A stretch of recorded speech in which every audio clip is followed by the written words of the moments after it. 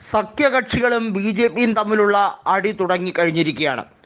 മന്ത്രിസഭാ രൂപീകരണ സമയത്ത് ബി ജെ പി എല്ലാ പ്രധാനപ്പെട്ട വകുപ്പുകളും കൊണ്ടുപോയത് സഖ്യകക്ഷികളെ ചൊടിപ്പിച്ചിരുന്നു എങ്കിലും അന്നേരം സഖ്യകക്ഷി നേതാക്കളൊന്നും തന്നെ പ്രതികരിച്ചിരുന്നില്ല.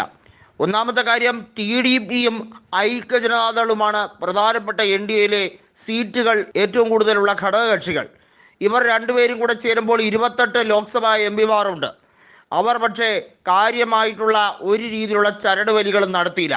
ബീഹാറിൽ നിതീഷ് കുമാറിനെ താങ്ങി നിർത്തുന്നത് ബി ജെ പി ആയതുകൊണ്ടും നിലവിലെ ആന്ധ്രാപ്രദേശിലെ രാഷ്ട്രീയത്തിൽ ടി ഡി പി ഒന്ന് പച്ച പിടിച്ചതേ ഉള്ളൂ എന്നതുകൊണ്ടും ഒക്കെയാണ് ആ കാര്യങ്ങൾ വിശദമാക്കുന്നത്. എന്നാൽ ഇപ്പോൾ സഖ്യകക്ഷികൾ ശക്തമായി തന്നെ നീങ്ങുന്നു.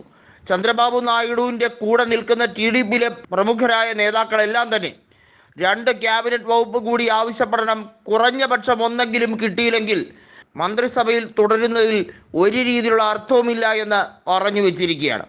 ഐക്യജനതാദളും ആ ഒരു നീക്കത്തിലേക്ക് തന്നെയാണ്.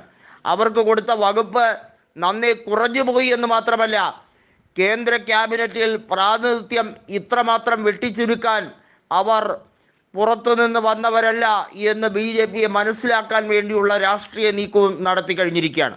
നമുക്കറിയാം, ജെ ഡി എസിനും അതുപോലെ എൽ ജെ പിക്കും ഒക്കെ കൊടുത്ത അവിടുത്തെ മന്ത്രിസ്ഥാനം, അതുമാത്രമല്ല ഒരു എം പി മാത്രമുള്ള ജതൻ റാം മഞ്ചിയുടെ ഹിന്ദുസ്ഥാൻ അവാം മോർച്ചയ്ക്ക് പോലും നൽകിയ ക്യാബിനറ്റ് റാങ്കിൻ്റെ വില പോലും ഐക്യജനതാദളിന് കൊടുത്തില്ല എന്ന് പരക്കെ ആക്ഷേപം സ്വന്തം പാർട്ടിയിൽ ഉള്ളപ്പോൾ അത് വെറുതെ വെച്ചുകൊണ്ടിരിക്കാൻ പറ്റില്ല എന്ന് തന്നെയാണ് നിതീഷ് കുമാർ കട്ടായം പറഞ്ഞിരിക്കുന്നത്.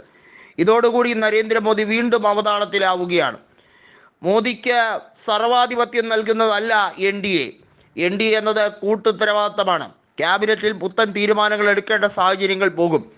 ആന്ധ്രയ്ക്കും ബീഹാറിനും കൂടുതൽ അവകാശങ്ങൾ ചോദിച്ചു മേടിക്കാൻ തന്നെയാണ് അവരുടെ നീക്കം. അതിലേറിയ പങ്കും ആന്ധ്രയിൽ കാര്യമായിട്ടുള്ള മാറ്റങ്ങൾ കൊണ്ടുവരാൻ വേണ്ടിയുള്ള ശ്രമമാണ്. ജെ ഡി യു പ്രധാനമായും ചോദിച്ചിരുന്നത് റെയിൽവേ ആണ്. നിലവിലെ രാഷ്ട്രീയ സാഹചര്യങ്ങളിൽ അശ്വിനി വൈഷ്ണവ് ഒരു പരാജിതനാണ് എന്നും റെയിൽവേ വകുപ്പ് ടി ഡി പിക്ക് വേണമെന്നും ചോദിക്കാൻ വേണ്ടിയുള്ള സാഹചര്യങ്ങൾ ഉരുത്തിരിഞ്ഞു വരുന്നു എന്നുള്ളതും എടുത്തു പറയേണ്ടതാണ്. വളരെ വൈകാതെ തന്നെ ടി ഡി പി പ്രഷർ കൂടുതൽ ചെലുത്തും എന്നുള്ള കാര്യത്തിൽ സംശയമില്ല. ബി ജെ പി ഇനി അങ്ങോട്ട് പിടിച്ച പിടിയാലെ നിന്നാൽ ഈ മന്ത്രിസഭ കുളം തോണ്ടുന്ന രീതിയിലേക്ക് സഖ്യകക്ഷികൾ തീരുമാനം മാറ്റും എന്നുള്ളത് ഉറപ്പായി കഴിഞ്ഞിരിക്കുന്നു. സഖ്യകക്ഷികൾ തീരുമാനം മാറ്റാൻ വേണ്ടി പരമാവധി ശ്രമിച്ചു കൊണ്ടിരിക്കുന്ന പല നേതാക്കളും ഇന്ത്യ മുന്നണിക്കകത്ത് തന്നെയുണ്ട്. കോൺഗ്രസ് തന്നെ അതിന് മുൻകൈ എടുക്കണമെന്നില്ല. അത് മനസ്സിലാക്കി തന്നെയാണ് ബി ജെ പി ഇപ്പോൾ മൊത്തത്തിൽ പ്രതിസന്ധിയിലായിരിക്കുന്നത്.